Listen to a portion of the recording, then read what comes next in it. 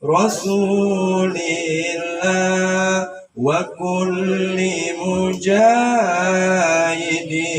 lillah bi ahlil badri ya Allah salatullah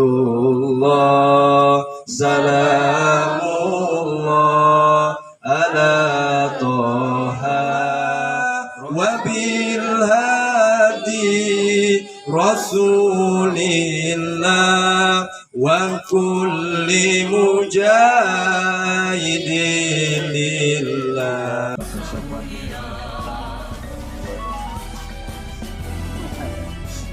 Assalamualaikum warahmatullahi wabarakatuh. Waalaikumsalam. Alhamdulillahirabbil alamin. Wassalatu wassalamu ala asyrofil anbiya'i wal mursalin. Juga pengurus-pengurus PAC Ketiga Rasulullah.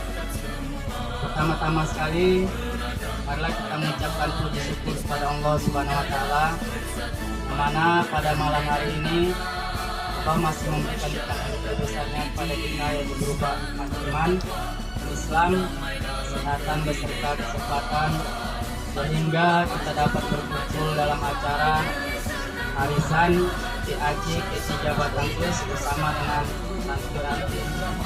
Bus mengangkat setidaknya kepada PAC Batangbus, karena PAC Batangbus ini adalah satu-satunya yang PAC yang sudah melaksanakan kegiatan yang cukup masif sampai ke tingkat ranting kegiatan alhamdulillah. Dan kemudian disusul bulan depan ternyata ada juga yang mengikuti kegiatan kita yang sama. Tentu hal yang baik jika diikuti akan menjadi amal ibadah juga bagi kita. Yang memberikan contoh yaitu kecamatan PAC Beringin. Jadi PAC Beringin insya Allah bulan depan juga mulai kegiatan yang sama. Untuk itu kami dari DPC mengucapkan terima kasih dan titip salam Ketua DPC Abang Damsan Ajawi. Tadi baru dapat info, baru bergerak dari Jakarta menuju pulang ke kediamannya.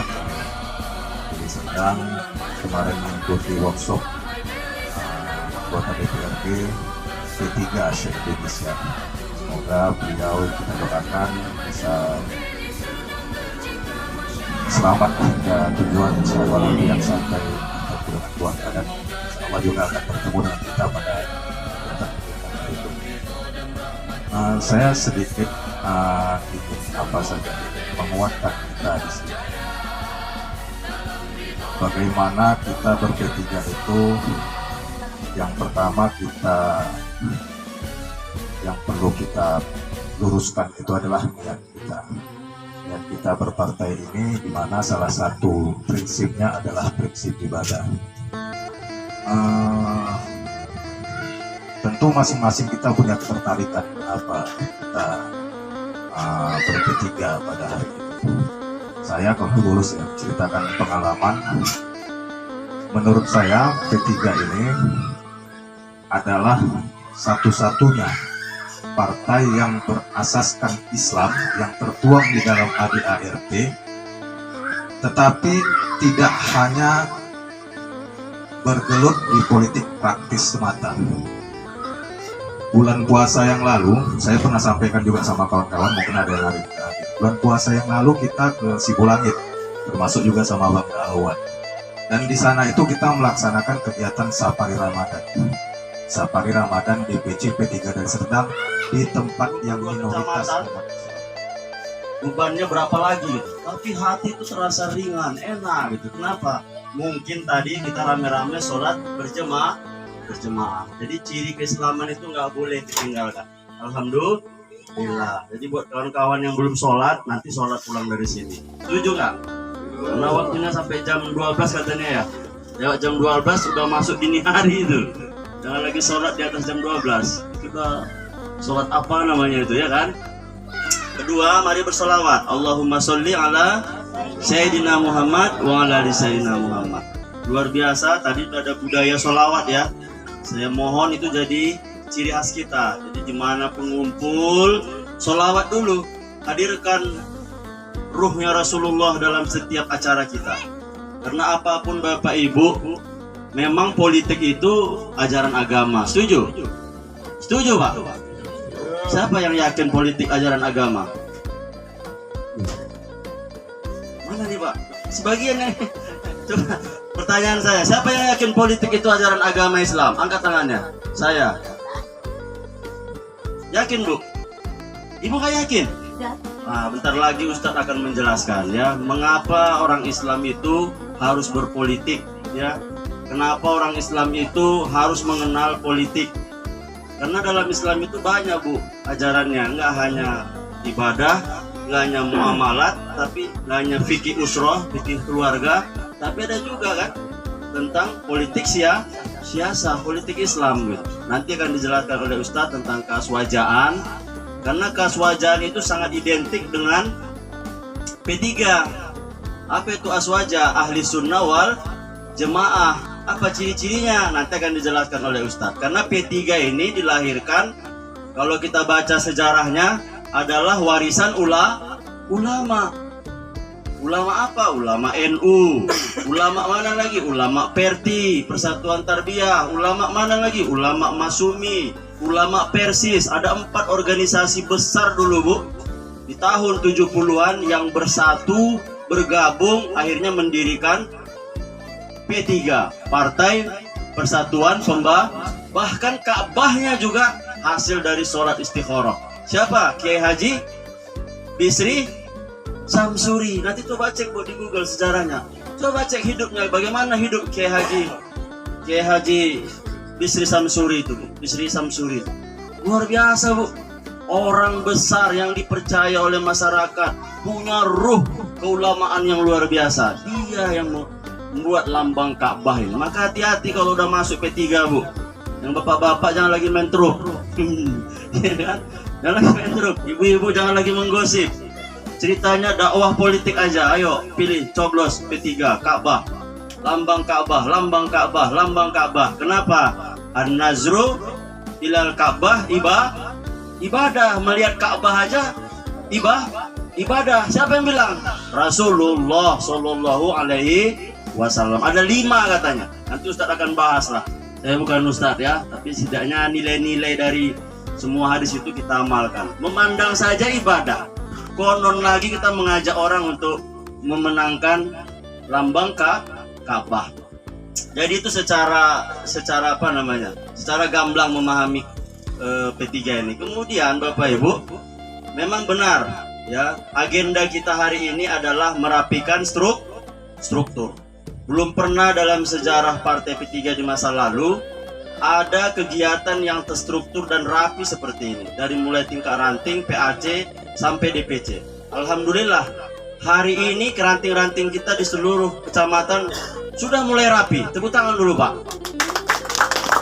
Tapi yang duluan siap itu kecamatan Batang Kuis. Sudah 11 desa. Mana Batang Kuis nih ketuanya? Terima kasih Pak Ketua. Semoga ibadah ya. Baik, Bapak Ibu rahimakumullah. Malam ini saya tertarik ingin menyampaikan sebuah asar. Kalau dalam ilmu hadis, asar itu artinya qaulus sahabi wat tabi'in.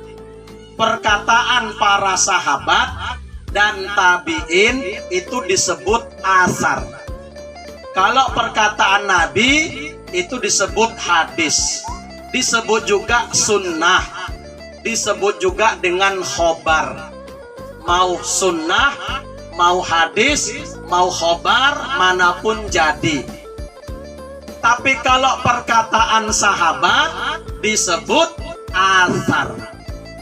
Baik, salah satu asar sahabat yang terkenal namanya Umar bin Khattab. Kenal Bu sama beliau? Bu, kenal? Oh, namanya kenal. Kenalnya di mana nggak tahu ya. Baik. Umar pernah berkata. Perkataan Umar ada dalam kitab Nasoihul Ibad karangan Imam Nawawi Al-Bantani. Imam Nawawi Banten ini digelar sebagai Bapak Kitab Kuning Indonesia. lama ngajar di Masjidil Haram, lama jadi imam di Mekah sana. Cicitnya yang sekarang jadi wakil presiden kita. Siapa, Bu? Bapak Kiai Ma'ruf Amin. Jadi itu Nawawi Banten uyut dari Pak Kiai Ma'ruf. Kiai Ma'ruf cicit dari Nawawi Banten.